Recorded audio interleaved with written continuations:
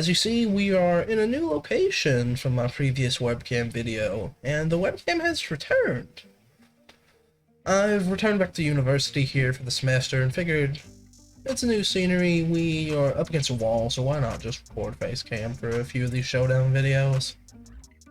But it's week 6 time from the British Pokemon League, and we have our matchup here against SillyWilly. You see he has some threatening mons here for things like Mega Heracross, the Weakness Policy Moltres, the Weakness Policy Goodra, Cottony for speed control, the Togedemaru for fake out and just nuzzles, Macargo for trick room or shell smash can be quite threatening depending on if you prepare for it or not, so we'll have to keep all those factors into mind as we go into the preparing phase here of this battle. Also, just gonna throw it out there real quick because I forgot to mention it when I was rambling on in my intro here. If you hear like a fan, that type noise running in the background, there's nothing I can do about that, and I apologize. They have a giant air conditioning unit parked right outside of my door for some reason. Isn't that just the joys of university? But we'll slide over on to Showdown and look at what I brought from the matchup, because I feel like I have a good team going into this game. And we'll slide over into that here. Kicking it off, we are bringing Mega Garchomp this week because I feel like it's just my best Mega into his matchup. It can outspeed pretty much his whole team, which is kind of rare for Mega Garchomp since it's a slower Mega. With its base 92, I believe, speed? Yes, it is 92. We'll just go into the stat page here so you can see the stats better. You see we have Rock Slide just for a general damaging move. Rock Slide's always going to be a top tier choice with its flinch chance and the fact it's getting Sand Force boosted. Dragon Claw with enough attack to be able to OHKO a Goodra, which was a mon that I thought could be threatening for the matchup. And you notice we have Earth Power, say over Earthquake or Stopping Tantrum. This is because of Overquill's Intimidate. I really don't want to get Intimidated down and not be able to do damage. That's why we're minus defense nature and have the 4 special attack. This allows us to OHKO, Togedemaru, Overquill, and Macargo into the matchup without any investment, which was really nice, as long as we're in sand. And then we have enough speed just to outspeed the Moltres. Next up is our sand boy himself, Tyranitar, where we have Garchomp, we're going to have Tyranitar, it's just a combo. We are an AV just to help us live attacks from the Moltres if it comes, lives from the Comfey, stuff like that. It has enough speed to be able to outspeed a Mega Heracross at -1 if we get, Icy Winds or Electro Webs, which we'll see later on in the team what I brought. But then just max attacks and the remainder going to HP just for bulk. Rock Slide for just our general stab. Brick for the Togedemaru mainly. Aqua Tail for the Macargo, and Aerial Ace for the Heracross. I did not know this mon got Aerial Ace until I was prepping for this matchup, and it was a really pleasant surprise to learn that I actually had a flying type move to hit the Heracross with Tyranitar. After that, we'll slide over into our boy Jellicent, the MVP of the team so far. We're having a Wakan Berry, just so we can live attacks from Togedemaru.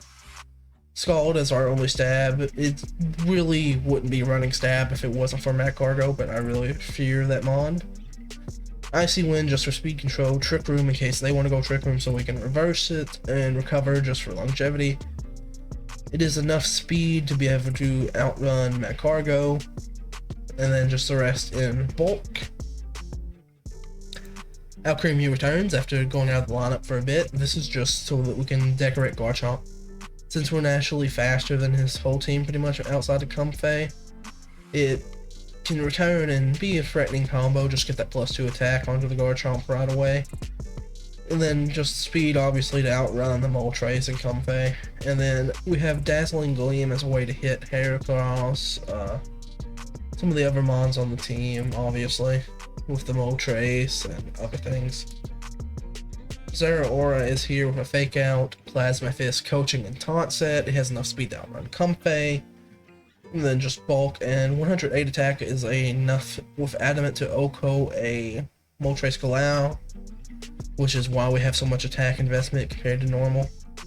Coaching, just staple move on the team, really good support move. And then we have Taunt for Overqwil and Magcargo. These are two setup threats that he has ran in the past. The week before this matchup, he ran Shell Smash Magcargo and absolutely destroyed someone, so had to keep that in mind. We have enough speed so that we can outrun a max speed Magcargo in Tailwind before it gets a Shell Smash up. That way we can taunt it and stop it. And then we have, you know, the taunt can also be useful for something like a Swords Dance Overqwil. Then we have our boy Scizor with 76 attack, which is enough to OHKO a Mega Heracross with dual wing beat, which is really nice. And then the rest is just in defense. We have Bullet Punch for, you know, priority into something like Comfey or the Baby Whimsicott. Tailwind just for speed control. It's bulky enough that we should be able to set it. And then Protect, just staple VGC move. But we'll slide over into the battle and have some fun.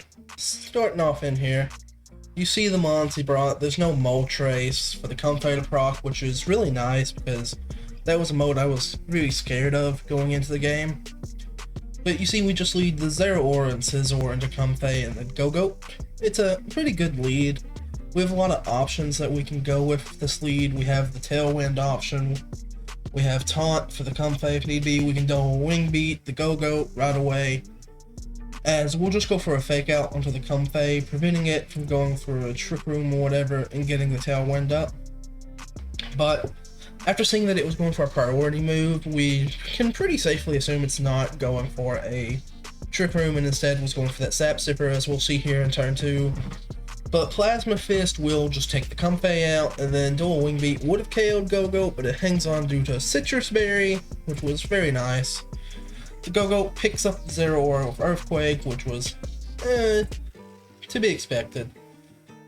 It didn't hurt or help. Zeraora would have been nice to have. Coaching, sure, but it's not like it was incredibly crucial to the matchup without Moltres there. But we'll just go with Tyranitar to get our sand on the field since we have Garchomp in the back. Set the sand so that we can start to get some damage on the field. Once Garchomp gets out there, get his sand force ability going. But this turn, we'll just go for a dual wing beat into the Go-Go to pick it up and then Rock Slide. Just for a flinch chance on the Goodra, really.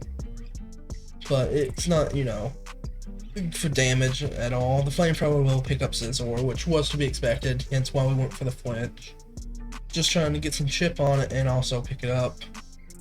Here, Tyranitar is incredibly threatened by Heracross, obviously, going for a big fighting type move. We know that it's his Mega, so it's going to Mega Evolve. Close Combat will drop Tyranitar, but Garchomp is in a good position here because Dragon Claw will KO Goodra, and it should KO Heracross, I would believe, after a close combat. But we do get the Aerial Ace off of the Tyranitar, which was huge for the matchup, obviously, taking it down to 19%.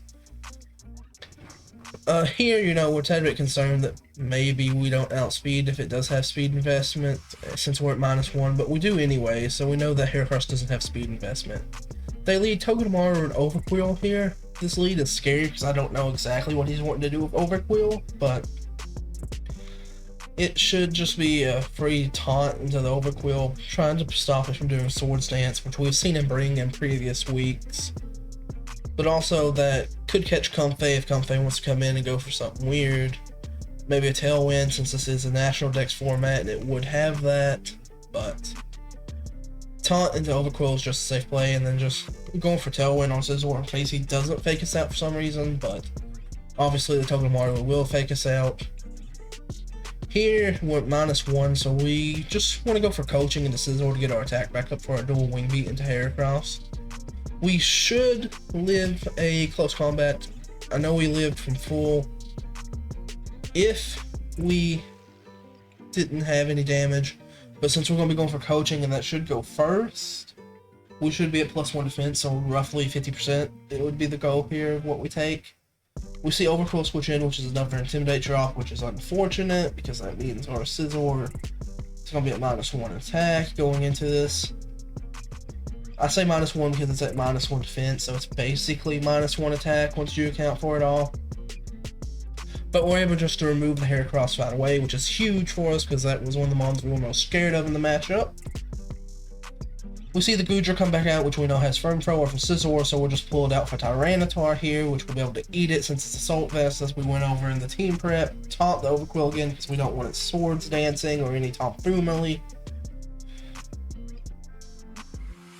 After this, it's just a matter of what we want to do. I will go for a coaching on Tyranitar here, just to get its attack up so that our Rock Slides are doing more damage.